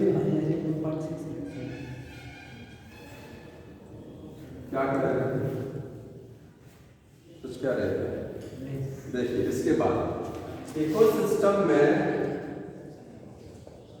आपने कितनी चीजें जानी? 2 चीजें होती है इकोसिस्टम में, बायोटिक कंपोनेंट और एबायोटिक। हमको अब पढ़ना है बायोटिक वाला, ठीक है? बायोटिक कंपोनेंट, किसी भी इकोसिस्टम में कौन कौन से बायोटिक कंपोनेंट हो सकते हैं? तो देखिए इकोसिस्टम में आपको प्रोड्यूसर्स मिलेगा और क्या मिलेगा? कंज्यूमर्स, वही मिलेगा ना। अब कंज्यूमर में है primary consumer, secondary consumer, tertiary, ठीक? प्रोड्यूसर्स होता है। बताइए प्रोड्यूसर्स क्या हो सकते हैं किसी भी इकोसिस्टम में? प्रोड्यूसर्स क्या क्या हो सकते हैं? ग्रास हो सकता है, ठीक है, और क्या होगा? ट्रीज होगा, ठीक, और वाटर में देखा जाए पानी वाला इकोसिस्टम है, पॉन्ड है, रिवर है, वहाँ तो बड़े बड़े पेड़ नहीं होते, ठीक है? वहाँ जो होगा आपको होगा वहाँ पर ये फाइटोप्लैंक्टन, फाइटोप्लैंक्टन्स, ये सारे प्रोड्यूसर्स में आ सकते हैं, ठीक है? बड़े बड़े पेड़ पौधे, छोटे हैं तो उनको क्या बोलेंगे? ग्रासेस। ग्रासेस को हम लोग क्या बोल सकते हैं? हर्ब्स। क्या होती है ये? हर्ब्स हो गया। श्रब्स भी होती है ना, श्रब्स। और फाइटोप्लैंक्टन, ये केवल आपको एक्वाटिक में मिलेगा, ध्यान रखना। क्या होता है फाइटोप्लैंक्टन? एक्वाटिक होता क्या है? पानी में। फाइटोप्लैंक्टन क्या होता है? बताओ, बताइए, नाम नहीं सुने? ऐसे माइक्रोस्कोपिक पौधे जो आंख से नहीं दिखते, जो भोजन बनाते हैं, उनको फाइटोप्लैंक्टन, लेकिन तैरने वाला होना चाहिए। प्लैंक्टन का मतलब तैरने वाला। Microscopic plant that float in the water called phyto. Phyto का मतलब प्लांट हो गया, प्लैंक्टन का मतलब तैरने वाले, ठीक है? तो फाइटोप्लैंक्टन क्या है? ये microscopic plants in water, float in water, जो वाटर में क्या करते हैं? फ्लोट करते हैं। एग्जाम्पल बताएंगे इसका? डायटम्स पढ़े ना? डायटम्स पढ़े ना? हाँ ठीक है, डायटम्स आएगा, गोल्डन। अब क्वेश्चन ये आता है कि अगर एक्वाटिक इकोसिस्टम है, एक्वाटिक वाला पढ़िएगा, लिखा बुक में, एक्वाटिक इकोसिस्टम में चीफ प्रोड्यूसर्स क्या हो सकते हैं? ओशियन का चीफ प्रोड्यूसर। एक्वाटिक में आएगा पॉन्ड, रिवर और ओशियन। इसमें मुख्य रूप से खाना बनाने वाले इसमें कौन से होते हैं? डायटम्स। ये phytoplanktons are the chief producers of the aquatic ecosystem. समझ में आ रहा है? क्योंकि वहाँ पर पेड़ पौधे नहीं मिलते हैं, मिलेंगे पौधे छोटे छोटे मिलेंगे जो तैरने वाले होंगे, ठीक है? जैसे हाइड्ला हो गया, कुछ एकदम डूब के तैरेंगे, जलकुंभी हो गया, ऊपर पानी के सरफेस पर वाटर ऐसे होता है ना, पानी पौधे होते हैं, एल्गी हो गया, लेकिन उनसे भी कहीं ज़्यादा संख्या इनकी होती है। एक्वाटिक इकोसिस्टम में इनकी संख्या बहुत ज़्यादा है, इसके लिए चीफ प्रोड्यूसर्स हैं। समझ में आ रहा है? नोट कर लीजिएगा, ये क्या है?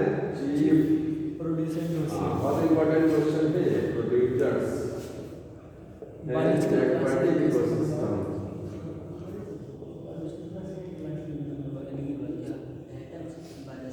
क्या कह रहे हैं, कुछ कह रहे हैं? और अगर कहा जाए टेरेस्ट्रियल इकोसिस्टम, टेरेस्ट्रियल का मतलब मिट्टी, ग्रासलैंड वाला, फॉरेस्ट वाला, ट्रॉपिकल रेन फॉरेस्ट, ये सब इकोसिस्टम में, डेजर्ट वाले इकोसिस्टम हो गया, ठीक है? टेरेस्ट्रियल इकोसिस्टम में ट्रीज और हर्ब्स, ये क्या है? चीफ प्रोड्यूसर्स, ठीक है?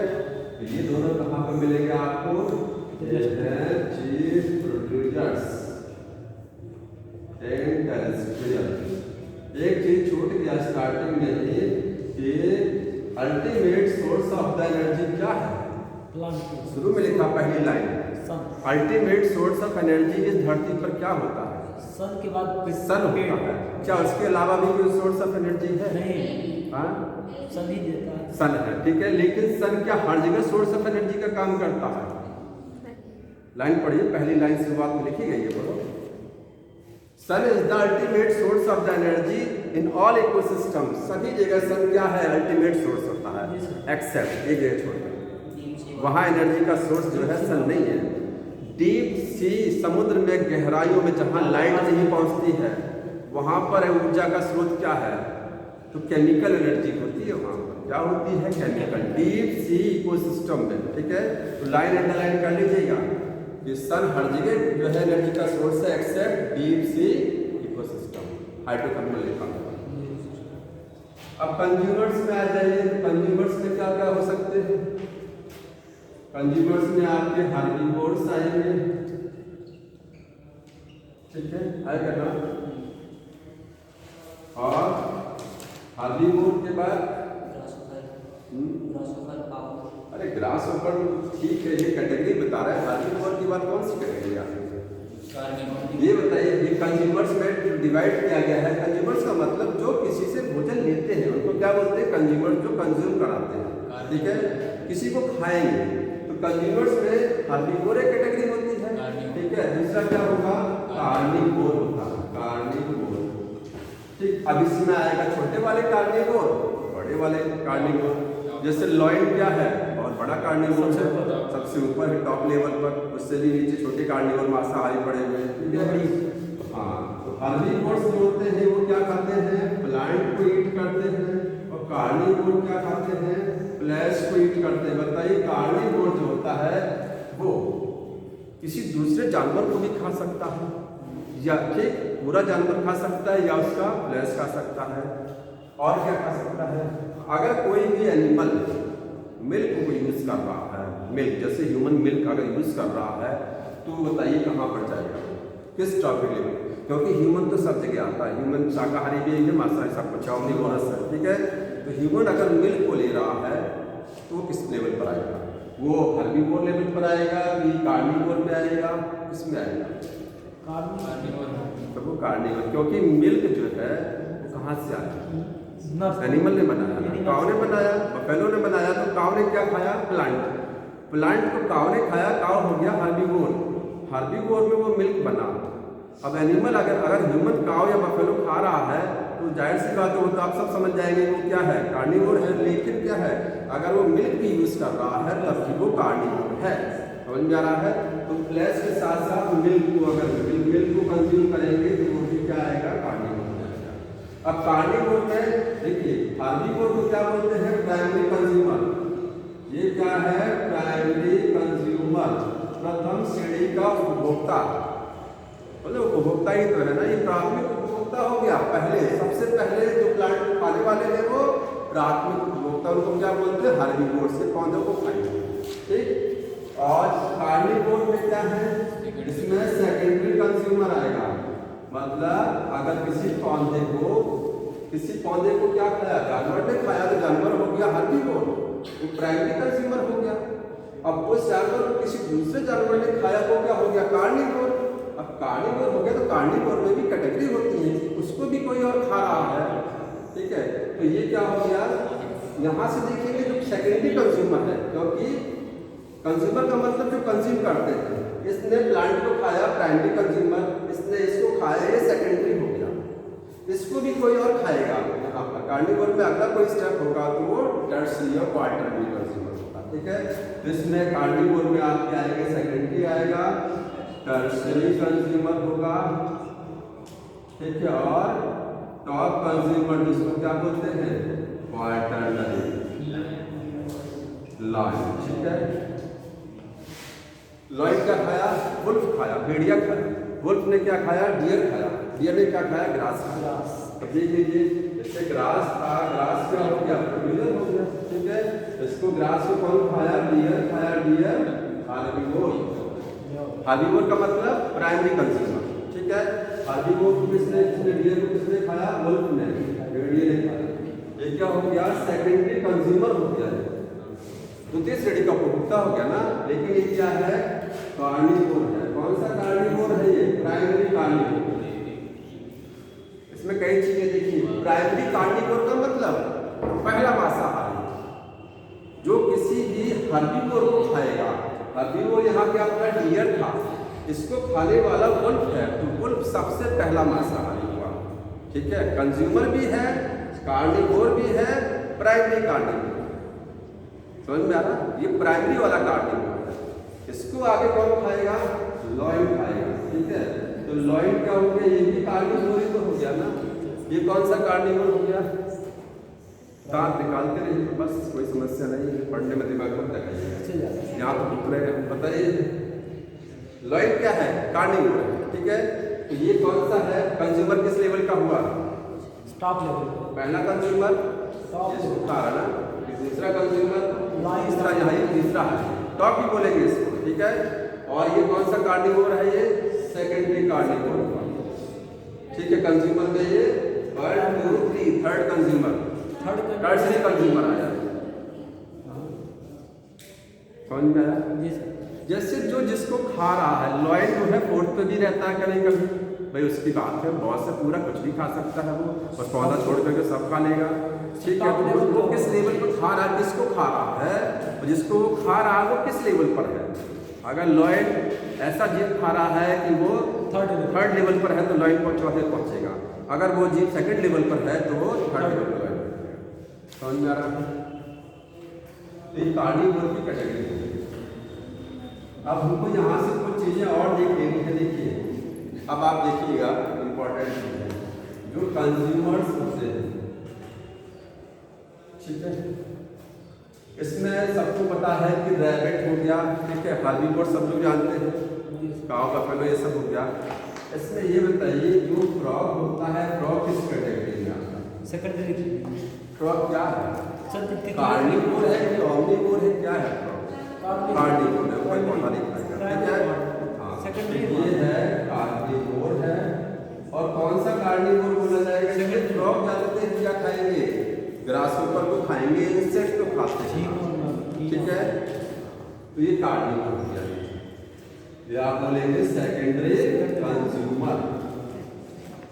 ठीक है, चलिए टेडपोल लार्वा का क्या कहेंगे? टेडपोल क्या है? टेडपोल जो लार्वा, बार बार कहने पे आपको समझ में नहीं आता है। देख रहा हूँ प्राइमरी कैसे बताया कहीं, कोई मतलब नहीं है। आप बैठे, मेढक का छोटा रूप होता है। हाँ, क्या है ये? मेढक का छोटा रूप। मेढक का छोटा रूप है, मतलब लार्वा है उसका। तो लार्वा ये हार्बीवोर होता है, मैंने बताया था स्टार्टिंग में। क्या होता है ये हार्बीवोर। पानी पी के जिंदा होता है। हाँ, हार्बीवोर शाकाहारी होता है। सर, पानी पी के जिंदा होता है। पानी पी के सब कुछ जिंदा रहता है। नहीं सर, ये मांस नहीं खाता है। हाँ, ठीक है, मांस नहीं खाता है तो ये मांस तो मान लीजिए कोई नहीं खा रहा, पौधा खा रहा है, तो क्या गाय भी पानी पी के जिंदा रहेगी? नहीं सर, लेकिन हमारे कहने का मतलब यही था। हाँ, पानी में रहता है। ठीक है, हार्बीवोर हो गया। मोलस्का बताइए। याद रखिए, मैं इंपॉर्टेंट चीज बता रहा हूँ, सारे मोलस्का नहीं, सर्टेन मोलस्का और हार्बीवोर। सर जी कुछ सर जी खून चूस सारे नहीं है, सब मोलस्का जो है आपको कार्निवोर नहीं है। सब मोलस्का, कुछ मोलस्का क्या है डायरेक्ट प्लांट खाते हैं। यहाँ लिखा है मैंने सम, नोट कर लीजिएगा, सम मोलस्का क्या है? हार्बीवोर है। चलिए इंसेक्ट के बारे में बताइए। इंसेक्ट, कीड़े क्या होते हैं? इंसेक्ट प्लांट खाते हैं, कुछ और खाते हैं? दोनों। 25% इंसेक्ट प्लांट खाते हैं, बाकी जो है अदर छोटे छोटे जीवों को खाएंगे। ठीक है, वो कार्निवोर माने जाएंगे, और जो डायरेक्ट प्लांट को खाएगा वो हार्बीवोर। तो इंसेक्ट में जो है वो 25% इंसेक्ट क्या है? प्लांट ईटर है, प्लांट को खाएंगे। और प्लांट ईटर जो इंसेक्ट होता है उसको फाइटोफैगस बोलते हैं। प्लांट को खाने वाली जो भी है फाइटोफैगस। ठीक है, तो ये बोलते हैं फाइटोफैगस। फेगस का मतलब फाइटोसाइटोसिस खाना, फाइटो का मतलब तो 25% इंसेक्ट आर फाइटोफैगस। बाकी जो बच्चे क्या है वो एनिमल्स हो गए। ठीक है, और इसमें स्नेक तो वो उसको खाएगा ना, अभी रखेंगे ऐसे सेकंड अब उसको लेवल से देखिए, टर्सरी में रख सकते हैं। जैसे स्नेक किसको है, प्लांट हुआ, प्लांट को कौन खाया, ग्रासहोपर खाया, फूड चेन ग्रासहोपर को फ्रॉग खाया, फ्रॉग को स्नेक ने खाया। तो कंज्यूमर में देखेंगे, कंज्यूमर 1 2 3 टर्सरी कंज्यूमर यहाँ पर फूड चेन के हिसाब से डिसाइड होता है। कैसी फूड चेन Yes. समझ में आ रहा? हाँ, स्पैरो के बारे में बताइए। चिड़िया स्पैरो इंसेक्ट को खाती है। कौन है यार? स्पैरो ओमनिवोरस है। क्या है वो? ओमनिवोरस, ठीक है, ओमनिवोरस, क्योंकि वो सीड भी खाती है और इंसेक्ट भी खाती है, दोनों खाती है ना, हम लोग ठीक है, दोनों खाती है। और पीकॉक, पीकॉक क्रो बताइए, क्रो क्या है? ओमनिवोरस, हाँ ओमनिवोरस हो गया, मैन ओमनिवोरस है, ठीक। ये इसमें कुछ ओमनिवोरस है, कुछ कार्निवोरस है, ऐसे।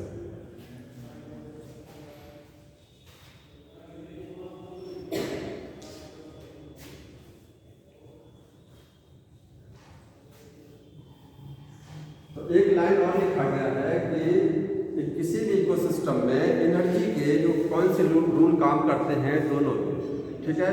पहला जो थर्मोडायनेमिक्स का रूल है कि energy can not be created not destroyed, ये भी काम करता है। दूसरा लॉ भी अछूता नहीं है, लाइन लिखा है, सेकंड लॉ भी काम करता है कि एनर्जी एक जगह से दूसरी जगह ट्रांसफर होती है, ठीक है। आप पढ़ेंगे प्लांट में जो एनर्जी है, प्लांट किसी एनिमल ने खाया उस पर एनर्जी चलेगी, उसको किसी बड़े ने खाया उस पर चलेगी। ये सेकंड रूल काम करता है, दोनों रूल काम करते हैं, ठीक है।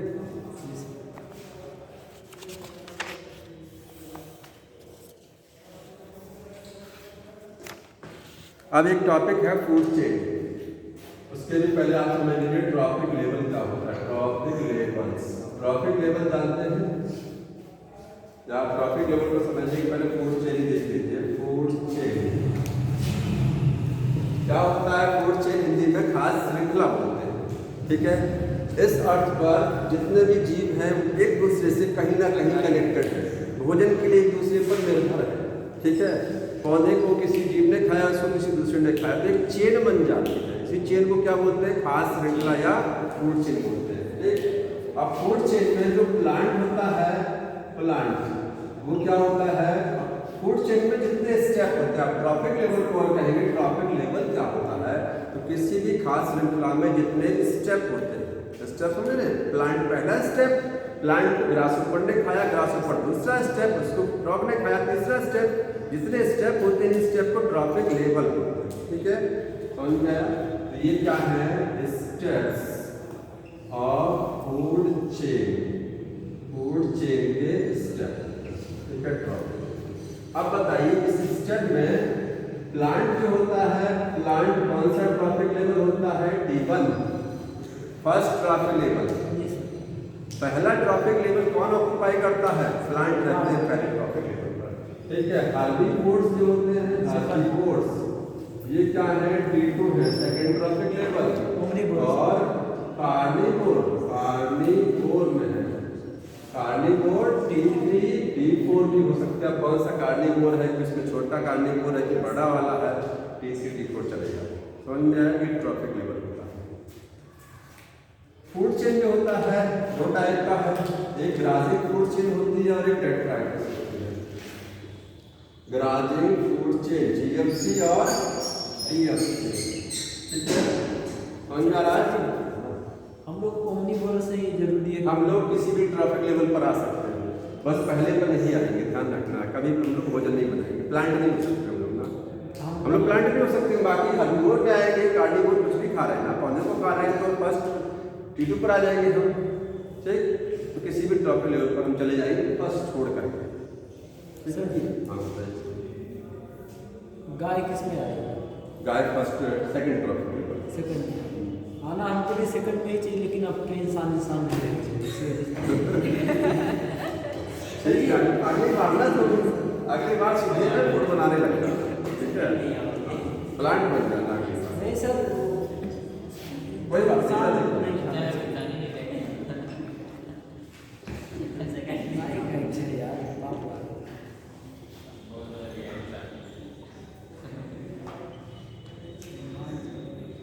दोनों फूड चेन में थोड़ा डिफरेंस समझ लीजिए, बाकी तो आप पढ़ लेंगे, तो है, दोनों में क्या अंतर होता है, ग्रासिक फूड चेन और डेट्राइटस फूड चेन। समझ में आ रहा है? देखिए एक एक करके दोनों में डिफरेंस मिलेंगे। बाकी इसको ज़्यादा बताना नहीं, फूड चेन सबको पता है। बताइए नेचर में फूड चेन नहीं चलता, ये चीज़ पता होना चाहिए। किसी भी इकोसिस्टम में, ठीक है, सबके पास ऑप्शन होते हैं। जैसे प्लांट पहले ट्रॉफिक लेवल पर आ गया, T1 पर आ गया, प्लांट किसी एनिमल ने खाया, T2 हो गया, इसके बाद T3 और T4 हो गया। समझ में आ रहा? तो कोई जरूरी नहीं है कि जैसे यहाँ पर कोई भी एनिमल है, फॉर एग्जाम्पल यहाँ पर हो गया स्नेक, तो स्नेक के पास एक भी ऑप्शन नहीं होता है कि ब्रेड के फ्रॉग का इंतजार करते हैं, फ्रॉग की जाए जो है वो मिल जाए, खा लेगा। ठीक है सर। तो एक ऑर्गेनिज्म एक से ज़्यादा ट्रॉफिक लेवल पर हो सकता है किसी भी फूड चेन में। एक ही समय किसी फूड चेन पर एक ऑर्गेनिज्म एक से ज़्यादा ट्रॉफिक लेवल पर हो सकता है। एग्जाम्पल को हमने समझाया है कि स्पैरो जो होता है, गौरैया जो होती है, ठीक है, ये अलग अलग ट्रॉफिक लेवल पर हो सकती है। कैसे? देखिए अगर ये भी खाएगी, सीड खा रही है, तो बताइए क्या है, ये किस ट्रॉफिक लेवल T2। किसी फूड चेन में अगर ये सीड खा रही है तो सीड कहाँ से मिलेगा? प्लांट से। T1 प्लांट चूंकि T1 पर रहता है तो ये हो गया T2 पर हो गया ना। और अगर यही जो है इंसेक्ट खा रही है, क्या खा रहा है? इंसेक्ट खा रहा है। अगर ये इंसेक्ट खा रहा है तो उसमें क्या जाएगा? ये T3, क्योंकि इंसेक्ट क्या खाता है? प्लांट खाता है। प्लांट खाएगा ना, ग्रासों पर एक इंसेक्ट जो प्लांट को खाएगा, ठीक है, प्लांट पहला, इंसेक्ट दूसरा, ये तीसरे, तो तीसरे पर हो गया। ठीक है, तो एक से ज्यादा ट्रॉफिक लेवल पर किसी और कोई भी ऑर्गेनिज्म हो सकता है। ठीक है, एक लिस्ट समझ में आया? लाइन को नोट कर लीजिएगा। वन ऑर्गेनिज्म, एक ऑर्गेनिज्म में occupy one time different more than one trophic level, एक से ज्यादा वन ट्रॉफिक लेवल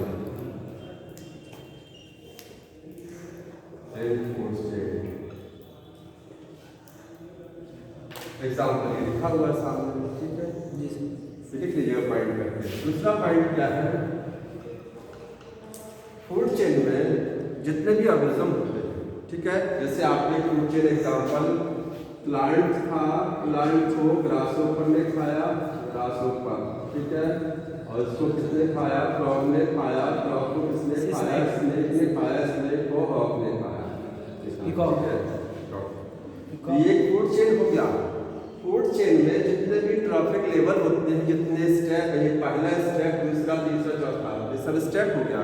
जितने भी स्टेप होते हैं वो स्पीशीज स्पेसिफिक नहीं होते। ठीक है, इस लाइन को लिख लीजिए, मैं समझा रहा हूँ। लिखेंगे ट्रॉफिक लेवल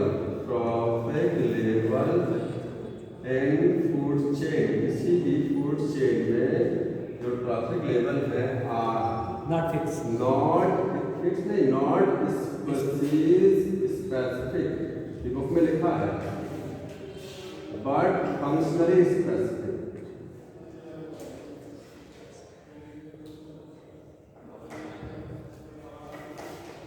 स्पीशीज स्पेसिफिक नहीं होता, फंक्शनली का मतलब देखिए, जैसे कोई भी एक फूड चेन हो गया, ठीक है, इसी वाले में देखिए यहाँ पर क्या, ग्रासहोपर, सॉरी फ्रॉग, क्या ये हमेशा थर्ड ट्रॉफिक लेवल पर आएगा?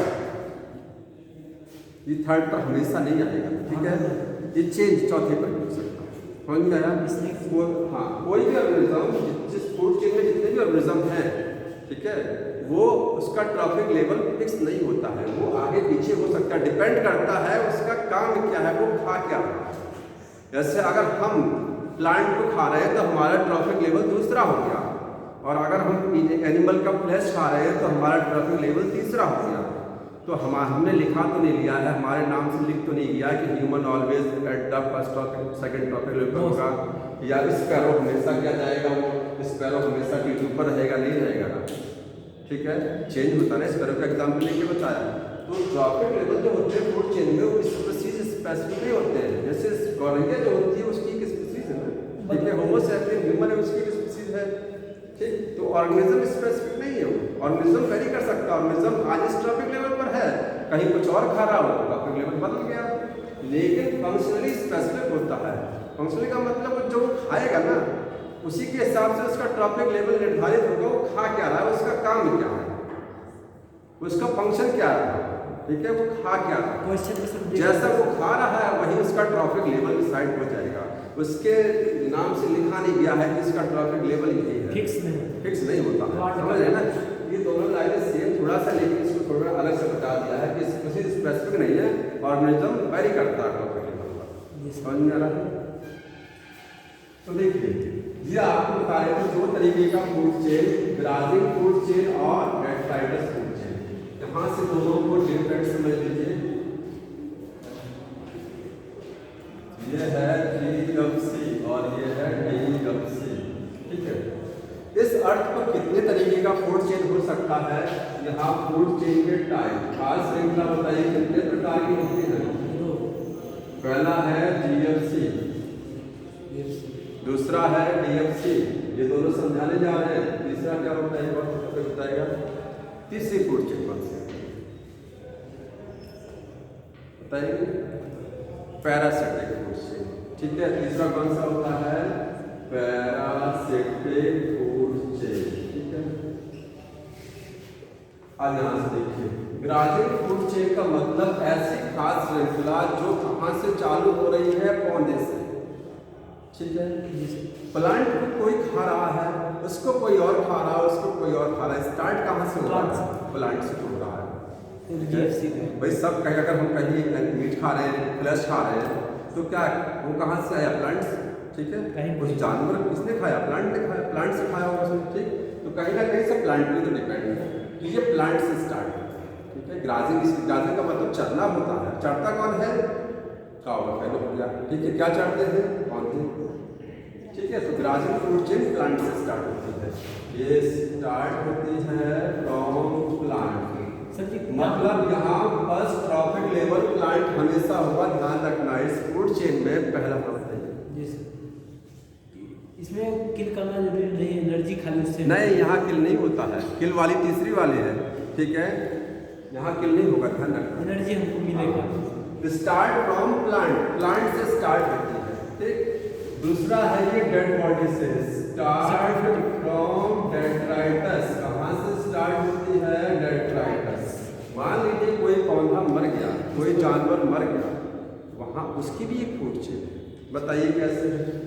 डेट्राइटस मैंने समझा दिया था ना, फ्रेगमेंटेशन करेगा। डेड बॉडी है, छोटे देखिए डेड बॉडी, ठीक है।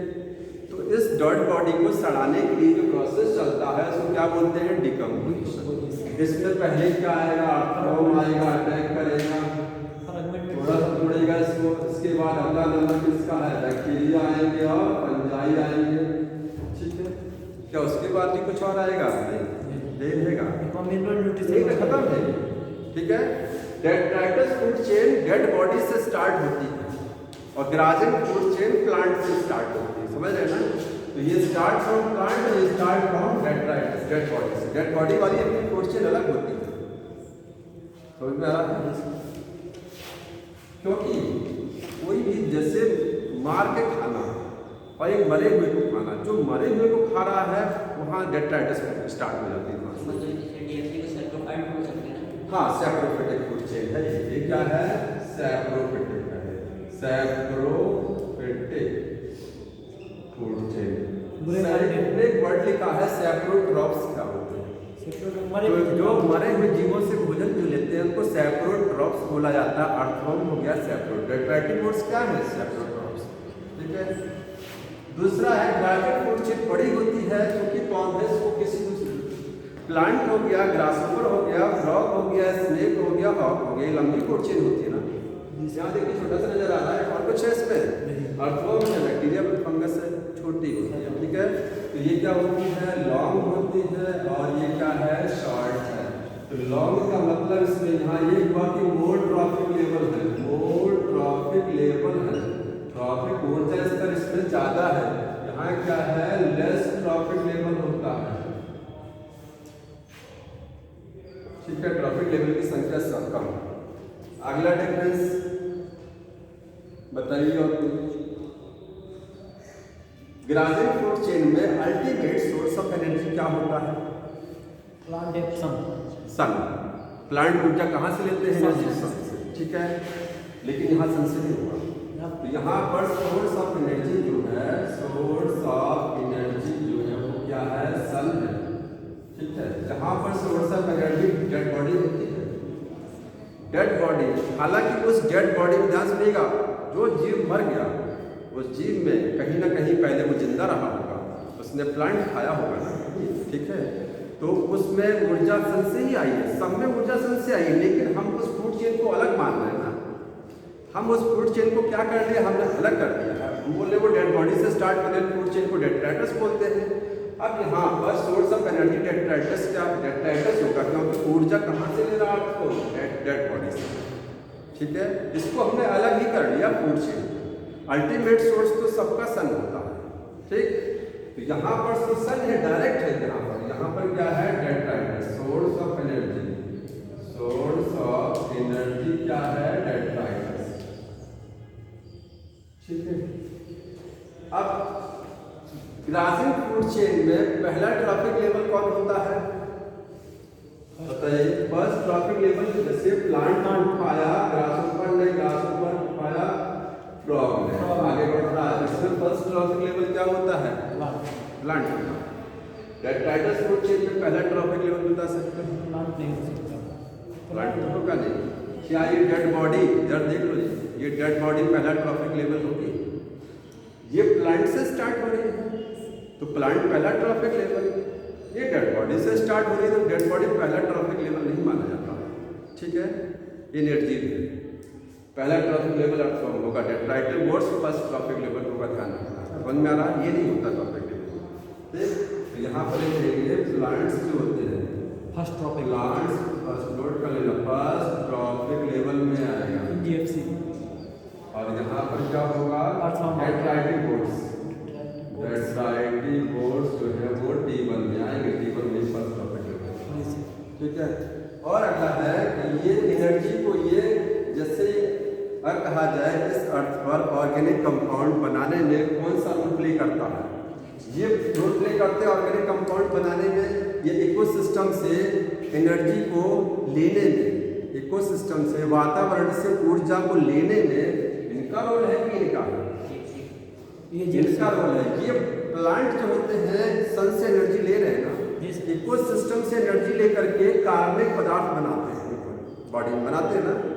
तो ऑर्गेनिक कंपाउंड को बनाया किसने? भोजन बनाता है कौन सा? ग्लूकोज बनाता है, ठीक है। कार्बोहाइड्रेट बनता है ना कौन है? फोटोसिंथेसिस में। इस जीएफसी में क्या होता है? ऑर्गेनिक कंपाउंड की सिंथेसिस होती है, कोई चीज बनती है, यहाँ कोई चीज टूटती है, देखिए टूट रहा है ना, डेड बॉडी को सिंप्लीफाई किया जा रहा है, ऑर्गेनिक को तोड़ा जा रहा है, इनऑर्गेनिक में फिर और ऑर्गेनिक टूट रहा है, ऑर्गेनिक टूट ही रहा है। यहाँ पर एनर्जी इकोसिस्टम, इस फूड चेन से एनर्जी जो होती है डेड बॉडी में, जो भी एनर्जी है, ये एनर्जी या तो मिट्टी में या वातावरण में चली जाएगी और यहाँ एनर्जी को यूटिलाइज किया जाएगा, ठीक है। यहाँ ऑर्गेनिक कंपाउंड बनाए जाते हैं, यहाँ इनऑर्गेनिक कंपाउंड, समझ रहे हैं ना। तो ये लिखेंगे utilise energy of ecosystem, ecosystem की एनर्जी को यूटिलाइज करते हैं किसके लिए? फॉर ऑर्गेनिक कंपाउंड सिंथेसिस, उसको बनाने के लिए, ठीक। और यहाँ पे क्या है? कन्वर्ट करेंगे, कन्वर्ट ऑर्गेनिक टू इनऑर्गेनिक, ये इनऑर्गेनिक कंपाउंड बना, इनऑर्गेनिक एलिमेंट बनाएंगे, ठीक है। तो ये डिफरेंस हो गया। अब देखिए इससे क्वेश्चन देख जो बुक में दिया हुआ है, एक्वेटिक इकोसिस्टम अगर है, बहुत ज़्यादा इंपॉर्टेंट है, ध्यान रखिएगा। एक्वेटिक इकोसिस्टम में और क्या है? एक टेरेस्ट्रियल, दो ही इकोसिस्टम होता है।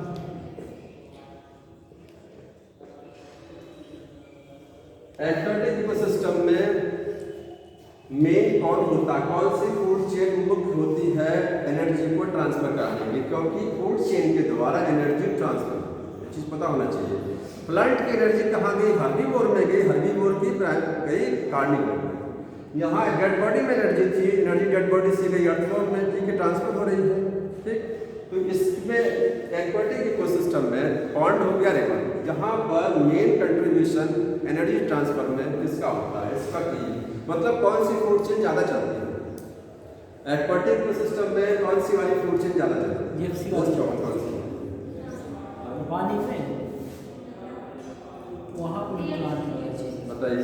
जीएफसी चलती है तो रटा होगा, रीजन बता दीजिए। जीएफसी जो है मेन फूड चेन है, ये मेन होती है किसके लिए? फॉर एनर्जी ट्रांसफर, एनर्जी को ट्रांसफर करने के लिए मेन फूड चेन। ऐसा नहीं कि डेट्राइटिस फूड चेन नहीं चलती है, चलती है, लेकिन सबसे ज़्यादा ये चलती है ग्राजिंग में। कैसे पॉइंट में ग्राजिंग चलेगा? फाइटोप्लैंक्टन होंगे ना तालाब में, छोटे जीव एकदम फाइटोप्लैंक्टन माइक्रोस्कोपिक प्लांट रहेंगे, बड़े भी प्लांट रहेंगे भाई, एल्गी है, हाइड्रेला प्लांट मिलेगा आपको, जलकुंभी मिलेगा। सबसे ज़्यादा संख्या किसकी? फाइटोप्लैंक्टन, ऐसे माइक्रोस्कोपिक पौधे जो आँख से नहीं दिखेंगे, वो सब के सब क्या करेंगे? फूड बनाएंगे। उन फूड को कौन खाएगा? जू प्लैंक्टन्स खाएंगे, ठीक है। उनको कौन खाएगा? इंसेक्ट हो गया, फिर फिशेस खाएंगे, फिशेस को बड़ी मछलियाँ खाएंगी, होता है, ठीक है। तो ये ग्राजिंग फूड चेन चल रही है ऐसा। और एक्वाटिक इकोसिस्टम में डेड बॉडी भी तो बनती है, नहीं बनती है? वहाँ पर भी तो जीव मरते हैं, ठीक है। तो डेट्राइटिस भी चलेगा, लेकिन जाता है। ये टेरेस्ट्रियल इकोसिस्टम में मेन क्या होता है? इसमें मेनली चलती है डीएफसी, समझ गया? अब इसका रीजन समझ लीजिए क्यों ऐसा बोला गया कि एक्वाटिक में मेनली क्या चलता है, जीएफसी क्यों चलता है? क्योंकि देखिए एक्वाटिक इकोसिस्टम के द्वारा 115 बिलियन टन फूड बनता है, ये बताया तो मैंने ना। प्रोडक्टिविटी कितनी होती है? 70% में वाटर है, ठीक है, और 30% में टेरेस्ट्रियल है। लेकिन 70% में स्पेसिफिक प्रोडक्ट पूछे तो एक्वाटिक जो है वो कितना परसेंट है? 70% है, ठीक है। और ये कितना परसेंट हो गया? टेरेस्ट्रियल 30%। सबसे ज़्यादा खाना सजेस्ट तो सबसे ज़्यादा, क्योंकि एक्वाटिक का एरिया ज़्यादा है, खाना भी ज़्यादा बनता है। खाना ज़्यादा नहीं बनता है, याद रखना। सर स्पेसिफिक अगर आपने तो यहाँ मेरी बात सुनो। मैंने दो चीज़ बताया था। अगर पूछा जाए सबसे ज़्यादा फोटोसिंथेसिस कहाँ होती है, तो बोलेंगे कि ओशियन में होती है, ठीक है, ओशियन का एरिया ज़्यादा है। लेकिन सबसे ज़्यादा प्रोडक्टिविटी कहाँ होती है? Tropical and forest. तो सरफेस पे बताएंगे आप, वाटर में नहीं बताएंगे, क्योंकि प्रोडक्टिविटी में जितना भोजन बना उसको एरिया से डिवाइड करते हैं, ठीक है। अब क्योंकि ओशियन का या वाटर का एरिया बहुत ज़्यादा है ना, तो जब नीचे वाली वैल्यू ज़्यादा होगी, जो भी भोजन बनेगा वो कम ही तो हो जाएगा। एक्वाटिक इकोसिस्टम में 70% क्योंकि अकेले कंट्रीब्यूट कर रहा है, लेकिन जो प्रोडक्टिविटी है वो 55, यही लिखा ना, 55 बिलियन टन है। कितनी प्रोडक्टिविटी है? 30% में टेरेस्ट्रियल है, इसकी प्रोडक्टिविटी कितनी है? 115 बिलियन टन। टोटल इतना भोजन बनता है टेरेस्ट्रियल पर। एरिया कम भी है लेकिन प्रोडक्टिविटी ज़्यादा है, ठीक है। अब बताइए जहाँ भोजन ज़्यादा बनेगा जीपी, वहीं तो डेड बॉडी भी तो ज़्यादा बनेगी। जी सर। जहाँ भोजन ज़्यादा बन रहा है, जहाँ प्रोडक्टिविटी ज़्यादा, वहाँ पर क्या है? वहाँ पर डेड बॉडी भी तो ज़्यादा बनेगी कि नहीं बनेगी? क्योंकि प्रोडक्टिविटी ज़्यादा, इसका मतलब हार्बिवोर वहीं ज़्यादा, वहीं कार्निवोर भी ज़्यादा देखने को मिलेंगे कि नहीं मिलेंगे? ज़्यादा संख्या में कार्निवोर वहीं होंगे, कहाँ? टेरेस्ट्रियल में। भोजन यहाँ ज़्यादा बन रहा, प्रोडक्टिविटी ज़्यादा है, ठीक है। तो उसकी वजह से क्या है? जो 115 बिलियन टन है, तो उसकी वजह से डेड बॉडी भी यहाँ ज़्यादा बनती है, ज़्यादा पौधे मरेंगे, ज़्यादा जीव मरेंगे, ठीक है। जब ज़्यादा हो जाएगा डेड बॉडी, डेट्राइटिस यहाँ ज़्यादा होगा, तो कौन सी फूड चेन ज़्यादा चलेगी? डीएफसी। रीजन समझ में? डीएफसी ज़्यादा क्यों चलती है? क्योंकि यहाँ प्रोडक्शन ज़्यादा हो रहा है, ठीक है, एरिया के हिसाब से देखा जाए तो डेड बॉडी भी ज़्यादा बनेगी और ये वाली फूड चेन ज़्यादा चलेगी। बाकी यहाँ डेड बॉडी का प्रोडक्शन कम हो रहा है, समझ में आ रहा है? क्योंकि यहाँ पर क्या है? एक्वाटिक में 55 बिलियन टन ही प्रोडक्टिविटी है टोटल जीएफसी माने तो मेनली टेरेस्ट्रियल पूछे तो डीएफसी। हाँ, तो इसको याद कैसे रखेंगे? तो ऐसे याद रखेंगे, देखिए एक आप याद रखिएगा, ये भी याद रखिएगा, ये चीज एक्वाटिक में कौन सी चल, एक को याद कर लीजिए, एक्वाटिक में कौन सा चलता है? ग्राजिंग प्रॉब्लम, बस दो ही फूड चेन मेनली है, तीसरी वाली तो कम चलती है, ठीक है। ग्राजिंग हो गया और डेट्राइटिस। तो एक्वाटिक में कौन सा चलता है? ग्राजिंग। एक ही याद रखेंगे तो याद रहेगा कि एक्वेटिक में ग्राजिंग वाली मोस्ट कॉमन होता है। ठीक है, बाकी दूसरा वाला तो हो जाएगा। जी सर। ये डिफरेंस हो गया इसमें। अब इसका क्वेश्चन बता दें जल्दी से। तो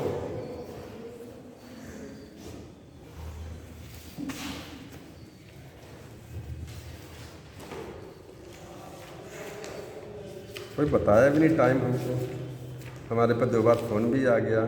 सर अगर हम लोग बोलते कि सर नहीं टाइम नहीं ऊपर हो बोल गया दिया तो करिए ना, लगता कोई है कि हम लोग जैसे बढ़ चुके बंद कर हैं। दीजिए इसको, तो बता रहा हूँ बंद कर दो।